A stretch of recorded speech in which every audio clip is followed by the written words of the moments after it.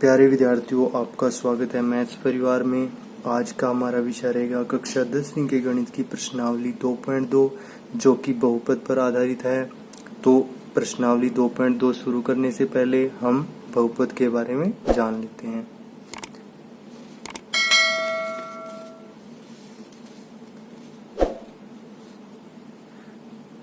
तो सबसे पहले देखते हैं बहुपद को हम इंग्लिश में पॉलिनोमियल बोलते हैं। तो बहुपद की परिभाषा हम देख लेते हैं। वह बीजीय व्यंजक अलजेब्रिक एक्सप्रेशन जिनमें चर की घात एक पूर्ण संख्या हो बहुपद कहलाते हैं। तो चर इसमें x है, तो x की घात यहाँ पर 1 है। फॉर एग्जाम्पल हम देख लेते हैं, तो ये भी एक बहुपद है। x की घात यहाँ पे 2 है जो कि पूर्ण संख्या है, ये भी बहुपद है। यहाँ पे x की घात 2 है और 1 है, ये भी एक बहुपद है। ठीक है, तो वह बीजीय व्यंजक जिसमें चर की घात पूर्ण संख्या हो बहुपद कहलाता है। इसके बाद देखते हैं बहुपद की घात व घात के आधार पर वर्गीकरण। अब बहुपद में जो चर की सबसे बड़ी घात हो वही बहुपद की घात होती है। जैसे 3x की पावर 3 जमा 2x जमा 5। ठीक है, हमारे पास ये एक बहुपद है। तो इसमें x की पावर यहाँ पर तो 1 है और यहाँ पर 3 है, तो बड़ी पावर कौन सी हुई? 3। तो बहुपद की घात, इस बहुपद की घात कितनी हुई? 3। तो इसी तरीके से ऊपर देख लेते हैं। यहाँ पर बहुपद की घात 1 होगी, यहाँ पर 2 होगी और यहाँ पे सबसे बड़ी घात कितनी है? 2 है, तो यहाँ पर 2 होगी। तो जो सबसे बड़ी घात होगी बहुपद में चर की वही हमारे बहुपद की घात होगी। ठीक है, अब घात के आधार पर वर्गीकरण देख लेते हैं। सबसे पहले देखते हैं 3x जमा 5। अब 3x जमा 5 में x की पावर कितनी है, यानी घात कितनी है? 1 है। x की घात 1 यानी चर की घात कितनी है? 1 है। तो सबसे बड़ी घात भी 1 ही है, तो ये क्या होगा? रैखिक बहुपद, लीनियर पॉलिनोमियल। इसके बाद अगला देख लेते हैं 3x स्क्वायर जमा 5x जमा 3। मैं ऐसे ही एग्जांपल ले रहा हूं, आप कोई भी एग्जांपल ले सकते हैं। अब यहाँ पे चर की सबसे बड़ी घात कौन सी है? 2 है। तो x की घात यहाँ पे कितनी है सबसे बड़ी? 2। तो ये क्या होगा? द्विघात बहुपद। ठीक है, इसी तरीके से आगे देख लेते हैं 3x की पावर 3 जमा 6x जमा 4, 6x स्क्वायर जमा 4x जमा 2। ऐसे कोई एग्जांपल ले लिया मैंने। तो यहाँ पर सबसे बड़ी घात कौन सी है? 3 है। तो घात कितनी हुई? 3 हमारे पास। तो ये क्या हो जाएगा? त्रिघात बहुपद, त्रिघात बहुपद। तो वर्गीकरण घात के आधार पर कैसे हुआ? जिसमें सबसे कम घात है यानी 1 है, जिसमें 1 है तो वो तो हुआ रैखिक बहुपद। जिसमें 2 घात होगी, बहुपद की घात जिसमें 2 होगी वो होगा द्विघात बहुपद, और जिसमें बहुपद की घात 3 होगी वो होगा त्रिघात बहुपद। आइए अब हम बहुपद के शून्यकों के बारे में यानी गुणनखंड के बारे में जान लेते हैं। तो बहुपद का शून्य क्या होता है, इसको समझाने के लिए मैं एक उदाहरण लेता हूं। मान लो px कोई बहुपद है और px क्या है?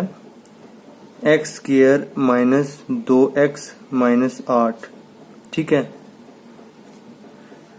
तो अगर k कोई वास्तविक संख्या है जिसको x की जगह रखने पर px का मान 0 हो जाए, k कोई ऐसी संख्या है, वास्तविक संख्या है जिसको x की जगह रखने पर px का मान यानी p के 0 आ जाए, तो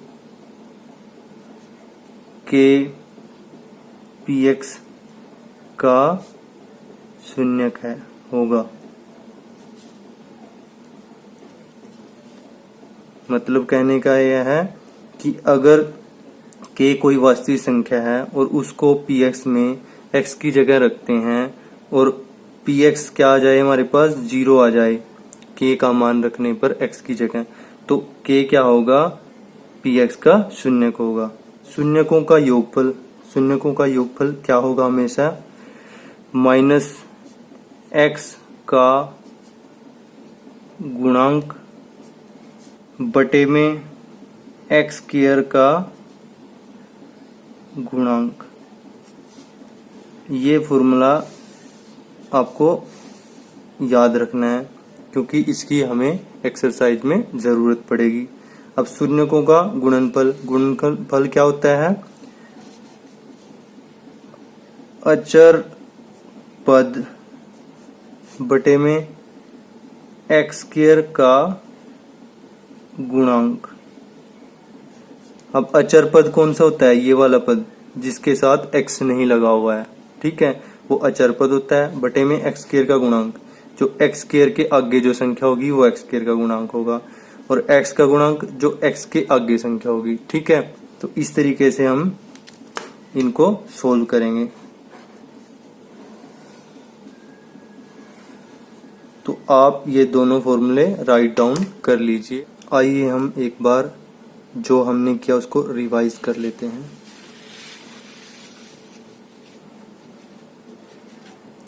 सबसे पहले तो हमने देखा था कि पॉलिनोमियल यानी बहुपद क्या होता है, वह बीजीय व्यंजक जिसमें चर की घात एक पूर्ण संख्या हो। चर क्या होता है, x होता है चर, ठीक है, जो वेरिएबल होता है वही चर होता है।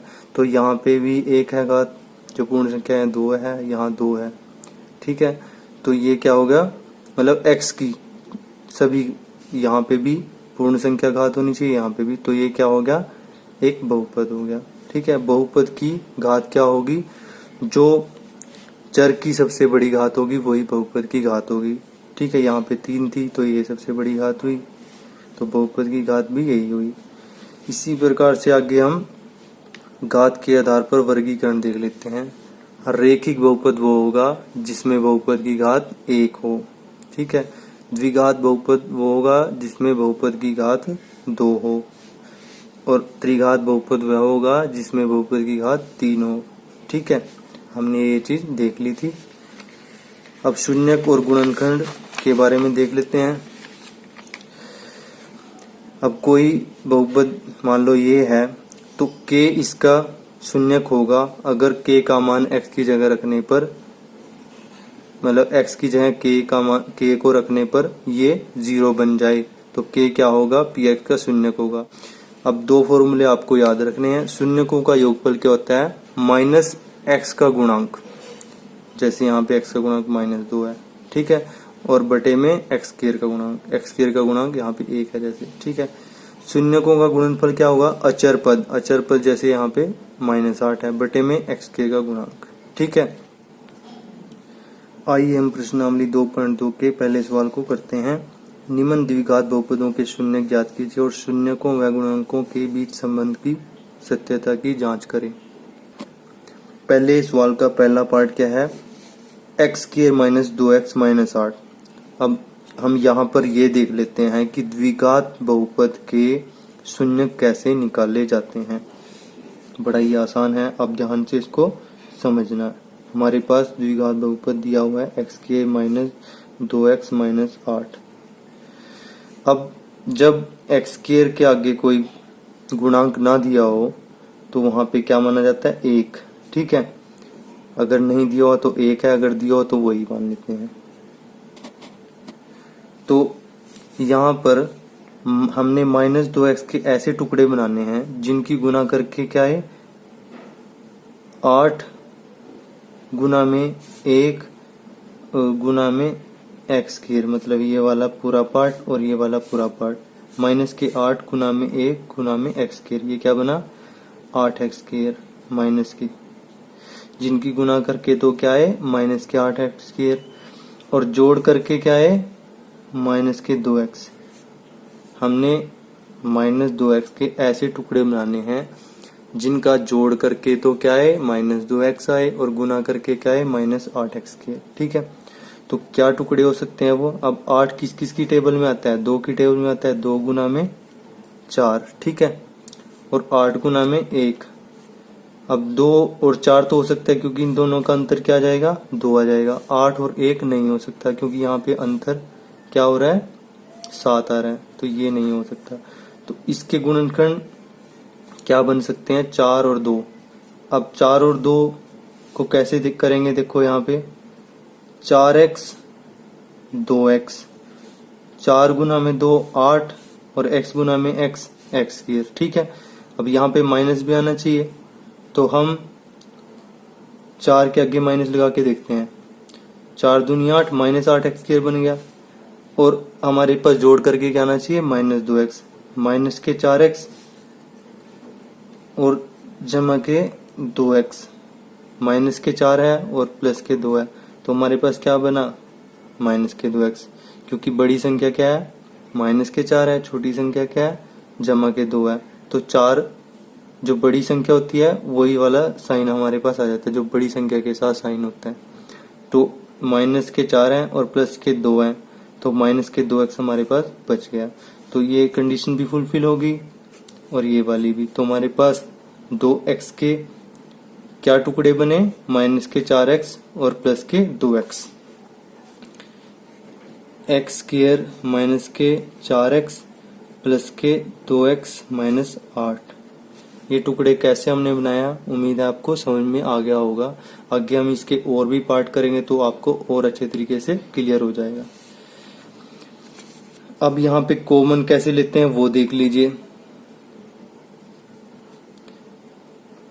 अब x यहाँ पर भी है और यहाँ पर भी है। ठीक है, तो एक x को कॉमन ले लेते हैं तो अंदर क्या बच जाएगा, एक x बच जाएगा और माइनस के 4 बच जाएगा, क्योंकि 4 यहाँ से भी हमने कॉमन लिया और यहाँ से भी। यहाँ से x बाहर आ गया और यहाँ से एक x बाहर आ गया, तो x माइनस 4 बच गया हमारे पास, प्लस 2x माइनस, इसको क्या लिख सकते हैं हम 2 गुना में 4। ठीक है, ये क्यों लिखा मैं आगे बताता हूँ। x minus x bracket x minus 4 plus, अब 2 को कॉमन लेंगे हम यहाँ पे, इसलिए मैंने ऐसे लिखा था। 2x माइनस 2 कॉमन ले लिया तो हमारे पास क्या बच जाएगा 4। ठीक है, सॉरी, तो x माइनस 4 को कॉमन ले लो यहाँ पर, यहाँ पे भी x माइनस 4 है, यहाँ पे भी है, अंदर क्या बचेगा x प्लस 2। ठीक है, अब जब हम इसके शून्यक निकालते हैं तो इसको किसके बराबर रख लेते हैं,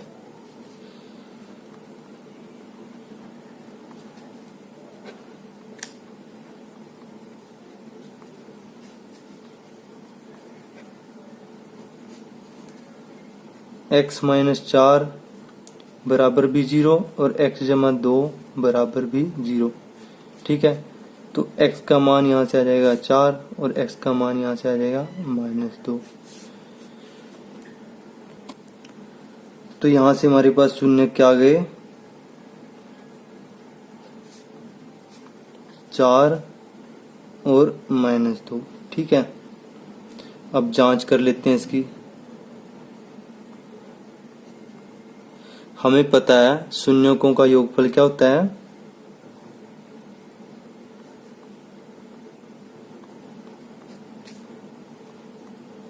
हम जानते हैं शून्यकों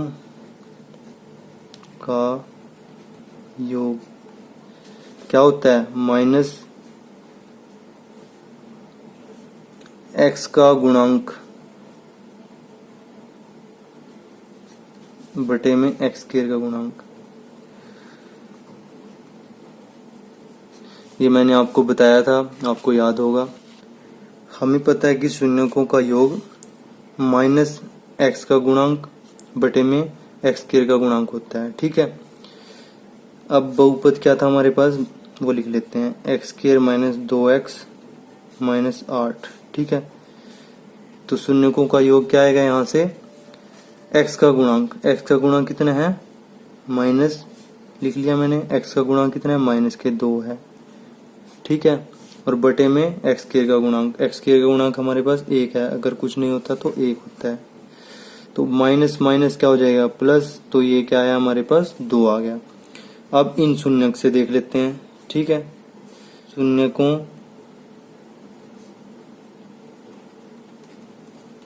का योग, माइनस के 4 प्लस के 4 है, प्लस के 4 और माइनस के 2, ठीक है। 4 माइनस 2 हमारे पास 2 आ गया। तो यहाँ से भी ये 2 आ रहा है और यहाँ से भी 2 आ रहा है, तो शून्यकों का योग की जो जांच थी वो पूर्ण हुई। शून्यकों का गुणनफल देख लेते हैं। शून्यकों का गुणनफल क्या होता है,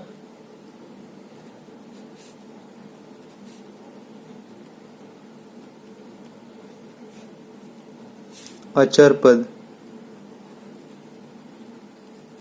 बटे में एक्स स्क्वायर का गुणांक, ठीक है।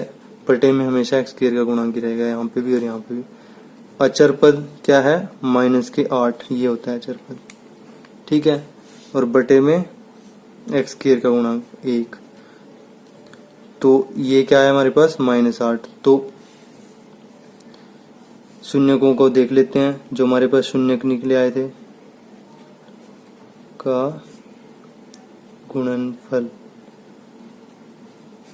क्या थे शून्यक, 4 और -2, 4 गुना में -2, ये कितना आता है, 4 दूनी 8, माइनस के 8 आता है। तो ये भी -8 आया, ये भी -8 आया। तो यहाँ पर जांच सफल हुई, ठीक है। तो इस प्रकार से पहले सवाल का पहला पार्ट खत्म होता है।